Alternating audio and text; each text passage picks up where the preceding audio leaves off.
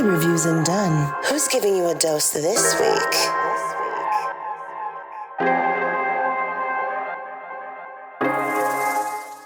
All right, so what was the inspiration behind your film at Sundance? I really wanted to make something for myself. I started as a makeup artist and I was kind of behind the monitor so many times that I wanted to just try it out for myself and see what it's like to sit in the director's chair. So this movie, it was sort of, I had a few ideas kind of kicking around, but the one that kind of stuck out the most, just like I worked on a set where a lot of the people were vegetarian and there weren't too many meat eaters. And I was kind of handed, it was like, oh, is this your meat meal? And I got like really weird and defensive. And it was like, oh, and I only eat meat sometimes. And, I try, like, the meat industry is horrible. And I was just real weird about it. And afterwards, I was kind of sitting with myself, like being like, why did I do that? That was so insane. And then that kind of got the ball rolling, and then we came up with Prime.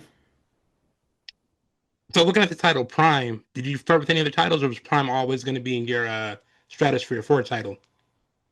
That was kind of always there. I don't want to give too many spoilers away, but I think with like how we grade meat and stuff like that, I wanted that to be um sort of what people are thinking about, and like what that means. And that's kind of, I'm trying not to give too much away. So, Yeah, definitely.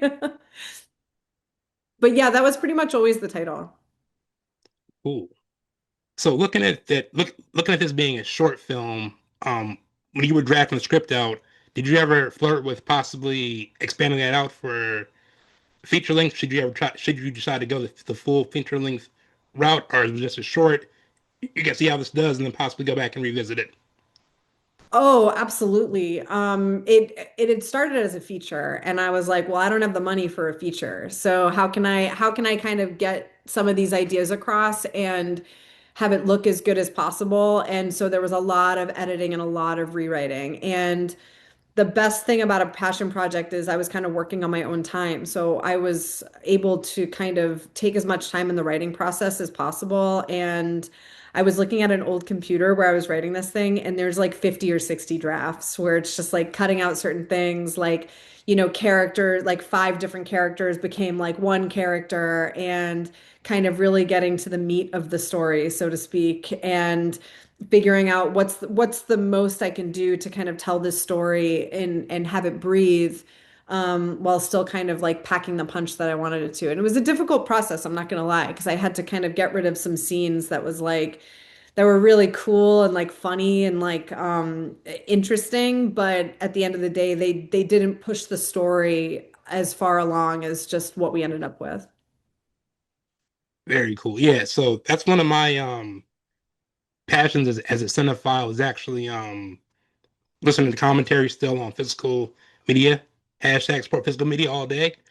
But anytime like I'm watching something from the 90s or from the 80s and I've heard the commentary, I'll be watching it with my son and like, I'll just point out a little anecdote like, yeah, so and so was considered for this role or they had to cut this scene. So yeah, respect to you for keeping all your notes together. I think that's always cool when a filmmaker has all that stuff together. And for me, that's like one of the coolest things is hearing a filmmaker say the stuff they cut and why they had to cut something, and how how tough it was to cut something, and why they had to put characters together. So that's always something that I love hearing filmmakers speak about. Yeah, I mean, at this point too, it's like I would love to make this a feature. So in my mind, I was like, I'm gonna keep every bit of notes I have. Like I have a bag in the back room there that's like literally just like index cards with like just scene ideas for it. And it's been really cool to kind of go back now that there's been some time and be like, oh yeah, like that was a really good idea. Like, why didn't I keep that? And I was like, oh yeah, because we had to do this, this, this. So I love all that stuff. And I think that it's interesting to kind of track your writing process and stuff like that. I think that that's really important. And I was just kind of having fun with it too. So like some of the things were just like writing a really long scene, and it was just like, oh, I'm just having fun here. This actually isn't helping anyone though. So you speak about it being a feature and expanding it out. So as a cinephile again myself, Of course, I got to ask. You have the budget you want. You have a final No. cut. So who you got to cast in the film? Oh gosh. You know, to me, Anita is always going to be Rhea. She is amazing. I love her so much, and she's so fearless as a performer, and was really just ready to get weird and like, asking. I was like, "Oh, would you mind being like barefoot? It's like cold outside." She's like, "Yeah, of course." And then I'm like, "Wait, actually, put your shoes on because there's glass over there. Like, you can't be barefoot all the time." And she just like really like melted herself into this character and surprised me too. Which was really fun.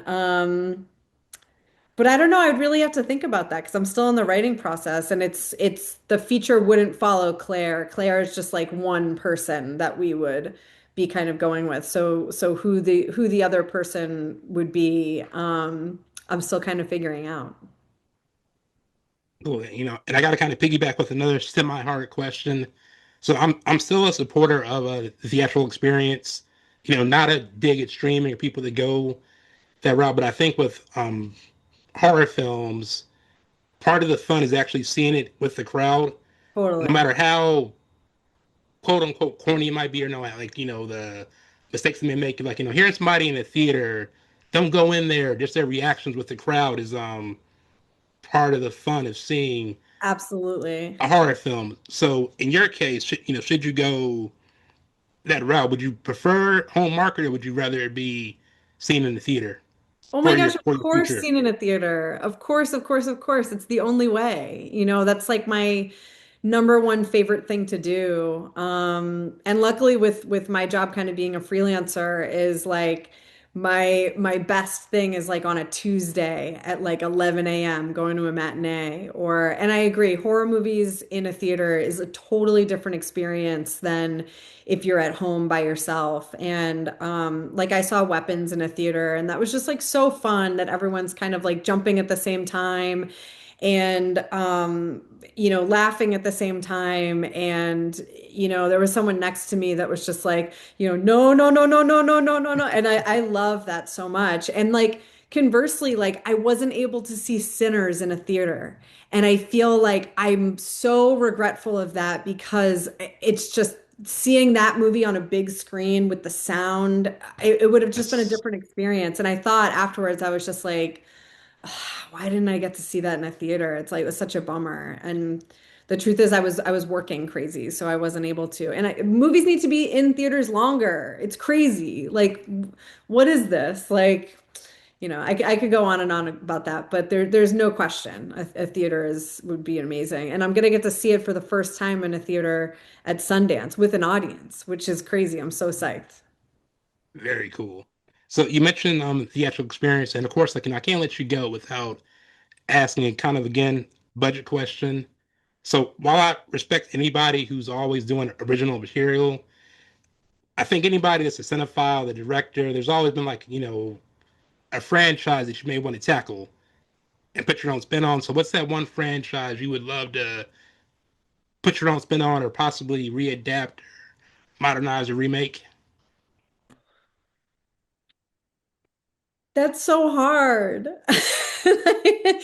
That's so hard because there's so many good, especially horror franchises that have been rebooted so many times. But you asked that question, and to give an honest answer, the first one that came to mind is Texas Chainsaw Massacre, right? Like that's so good. But then I know what's going to happen is we're going to leave this interview and I'm going to walk away and I'm going to be like, I should have said blah, like whatever the thing is, or some movie that people haven't seen, like a little one that maybe isn't a franchise or that could be done in another way. But like truthfully, I feel like there's not as many original movies as there used to be, like littler kind of mid-budget movies that deserve a shot. So, I'm not giving great answers, but I think that, the more money that we can give to people coming up with original stuff, like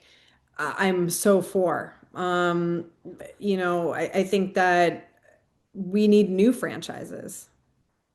Cool. All right. Well, I want to thank you for taking time out of your busy schedule to chop it up with me. I look forward to watching your career grow and hearing all the positive feedback from Sundance. And where can fans find you on social media?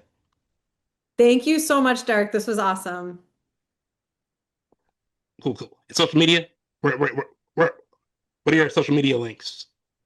Oh, I'm not great with social media, but the Prime social media is Prime the Film at Prime the Film for Instagram.